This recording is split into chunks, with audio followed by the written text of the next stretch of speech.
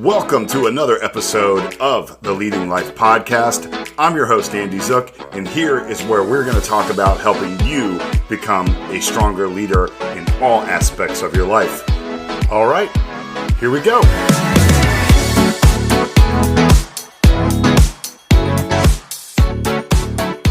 Right now, on today's episode, how to control your destiny. Yes, welcome to the Leading Life Podcast. Here is where we talk about what it takes to grow, lead, and live life with purpose. I'm your host, Andy Zook, and each episode is designed to give you simple, real-world tools to help you show up as your best self. Because when you lead yourself well, you inspire others to do the same. So let this be the platform that will challenge you so you can achieve everything you deserve in this life. And I want to give you the tools to help you be stronger at leading, the psychology behind it, and give you that leadership edge to be even more effective at whatever you do. And this is for all aspects of your life, helping you and others with courage, clarity, and care. You know, every day we're writing the story of our life through our choices, our habits, our words, and our reactions. But here's the truth. Most people miss along the way. You're either the author of your life or you're just a character in somebody else's story. And too often we drift. We live on autopilot. We start reacting to life instead of creating it. We let circumstances, people, or fear write the chapters for us. But what if you decided, nah, I'm going to take back the pen? You know, I've had a couple moments in my life where I've slowed down to stop and reflect and remind myself that I held that pen and that I am the one writing the story of my life. But it's easy to forget that, you know, because we get caught up with paying bills, making sure dinner's ready, kids are picked up from school, laundry's done, things around the house are finished, commitments, being places, all of that. It's easy to get caught up in our lives. And that's what I want you to think about today. Are you writing this story for yourself? Is it based in fact, or is it a fictional tale that you keep telling yourself? What kind of story is it? Is it a thriller? Is it a romance? Is it a story of success? The bottom line is you control the narrative, but we get caught up in thinking of that these outside forces control the narrative for us, and they don't. They don't if we don't let them. You know, I've gone through this point in my career where things looked pretty unpromising. You know, I was making moves through different positions to find a solid place to land and start over where I could continue to grow further. And so I had taken this management job in a store almost an hour drive away from my home, but it was the best move I could make at the time. It still felt like I was drifting in the wind. And it was during the winter months that I was working there, and it was getting completely dark one night. About 10 minutes before I was to close the store, I had the keys in my hand, put my backpack on. I was getting ready to go, waiting for that 10 minutes to close, and I saw a book on a table.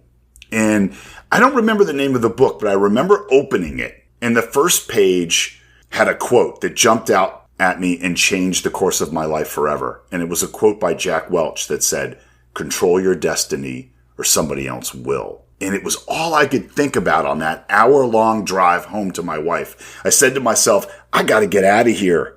I am wasting my time and my energy in a place I don't belong. I am meant for something so much bigger. There comes to a point you realize no one's coming to write your story for you. Your life isn't waiting for permission, and your destiny isn't some faraway fate written in the stars. It's the story you build. One decision at a time. Maybe it's your career, maybe it's your health, maybe it's your relationships. At some point, you have to stop rereading the last chapter, start writing the next one. And why does this happen?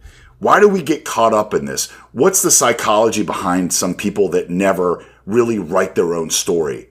Well, it's a concept called locus of control. The term comes from psychologist Julian Rotter in 1954. Locus means location.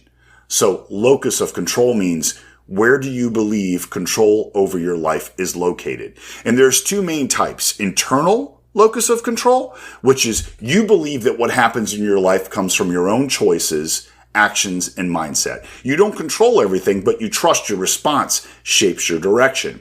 You believe things like, I can make this work, or my habits create my outcomes. And even if I can't control others, I can control my effort. Sales are slow, but I can control the outside marketing I do. Things like that. Leaders, entrepreneurs, and those with high resilience usually score high here.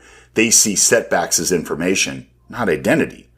Second, there's external locus of control. This is the belief that life happens to you, that fate, luck, or other people will decide your outcomes. And your brain starts to say things to you like, man, I can't catch a break, or my boss holds me back, or this is just the way things are. That mindset often breeds frustration, helplessness, or passivity. People stuck here might wait for motivation instead of creating it. So why it matters? Psychologically, your locus of control determines your level of ownership. That means, do I believe I can influence the outcomes? Or resilience, do I bounce back or do I stay down?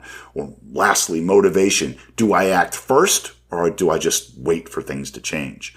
Your brain, through neuroplasticity, actually rewires itself based on your actions you take and the stories you repeat. So if you tell yourself, I'm stuck, your brain will begin to find evidence for it. If you tell yourself, I'm capable of change, however, your brain starts looking for proof. An individual's locus of control has a significant impact on various aspects of their life. Mostly academic and professional. People with a strong internal locus of control tend to have better academic performance and achieve more professionally. They are more likely to take positive action to change their jobs or improve their skill set.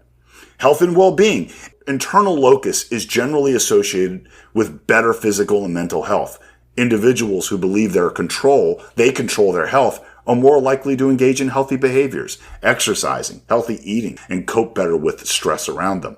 Also, personal growth. A more internal orientation fosters personal agency and resilience, helping individuals adapt to changing circumstances and pursue long-term goals effectively.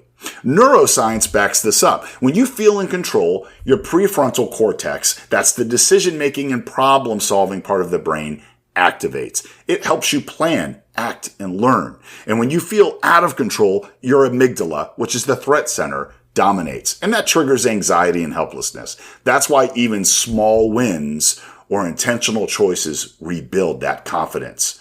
They remind your brain, I'm not powerless, I can act. I can write the story. So how to strengthen your internal locus? Number one, replace I can't with I can learn. Language shifts identity.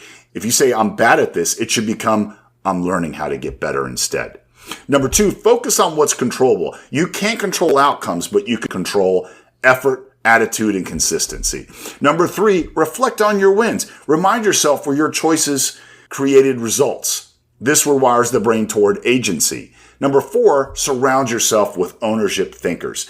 Teams mirror energy. The more people around you model accountability, the more natural it becomes for your own story. Okay, so let's dig in a little bit more on how to rewrite your story. Number one, pause and reflect. What story am I telling about my life right now? Is it one of growth or is it one of fear? Is it one of potential or just protection? Secondly, edit the script. Every story has chapters we outgrow, limiting beliefs, toxic environments, comfort zones we may have fell into. You don't need to rewrite your whole life. Just start by editing one paragraph, one habit, one boundary, and one goal. Number three, set the vision. What's the next chapter you want to live? Picture it clearly, what you do, how you feel, and who's in it. Because the clearer your vision, stronger your direction's going to be. A really good example of this for me was when I had stepped away from my last middle management / corporate position. I had the realization that I am really fulfilled and happy being at a store management level. And I was truly in control of the work I did in that position. And most importantly, I was in control of the lives that I impacted. And I was in the third quarter of my life. I needed to write that chapter the way I saw fit. The other part was I saw the ending of the story of my career, and it started to scare me. And I started to think about a guy I knew that I had once worked with that was in his late 60s and early 70s and bitter at the world, barely getting through each day, doing minimal effort at his job and angry about his position in life. And man, that scared the heck out of me. I was like, am I going to end up like this guy? I've got to do everything I can to protect this part of my life, my fulfillment, my happiness, and how I show up for my family. And talk about changing the script to make sure I wasn't heading down the path that he did. So, number 4, act daily. Small steps compound. Every decision is a sentence in your story. Choose habits that align with your vision, not your history.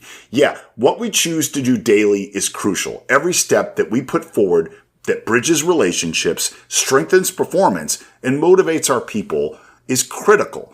You know, when I was telling you about being in that store, closing, and reading that quote, I was driving home like, is this going to be the rest of my life?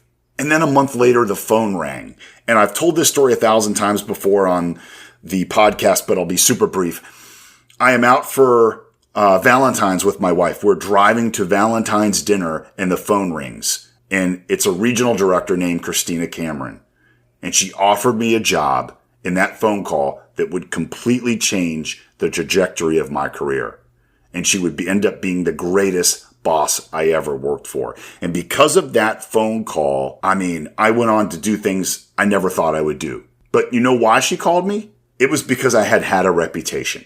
And that reputation was just good enough for her and what she heard about me to make that call. So that's what I'm saying. Every little step forward, every internal locus of control thought is helping push the wind stronger in your sails on that ship you're steering. Everything you do right now is helping build your future. Number 5, revisit this often. Revisit your goals regularly. Great authors reread and refine and edit their works. Do the same. Reflect every month or every quarter. Am I still writing my story, or am I letting someone else hold the pen? So think about somebody like Oprah Winfrey.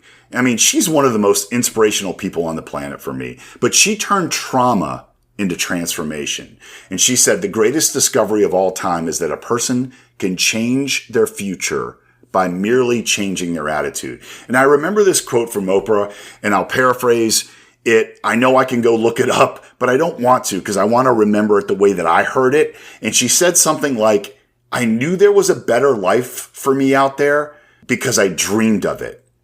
And I worked hard to make it come true. And she did just that.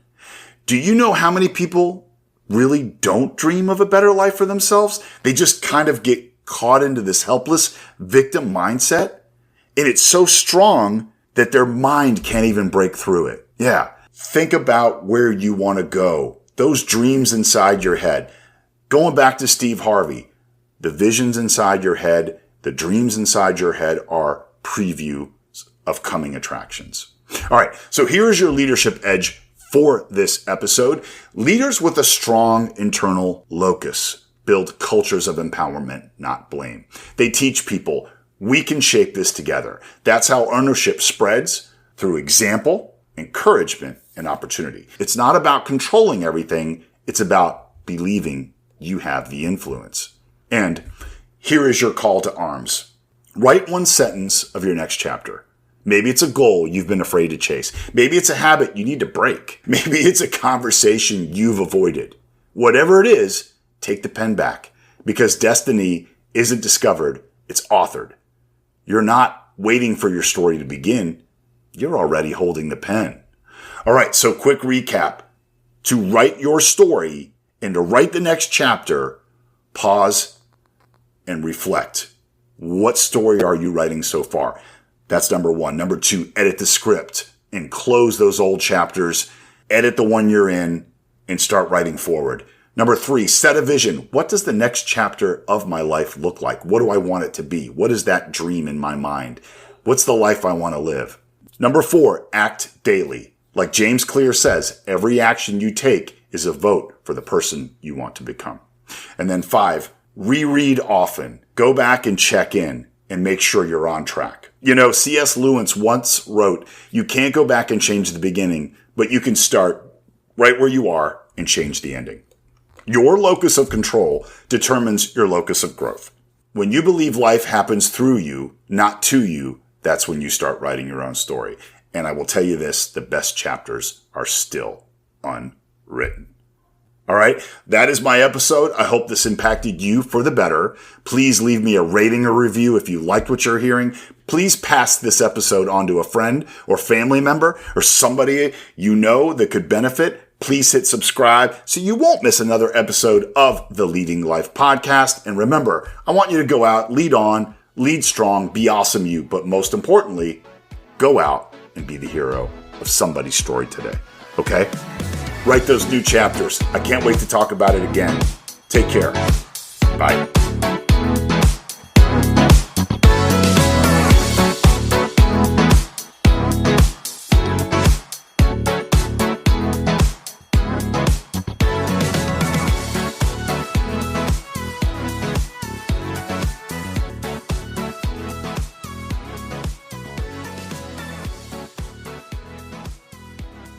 Wait, you're still here? I thought I'd do a Ferris Bueller moment on you. So seriously, I just want to say thanks again for listening to my podcast, and I really hope that it helps motivate you.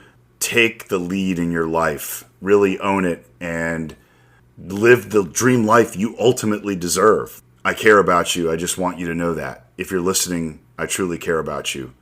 And I know you will see your dreams come to fruition. All right. Take care. Thanks again. Bye.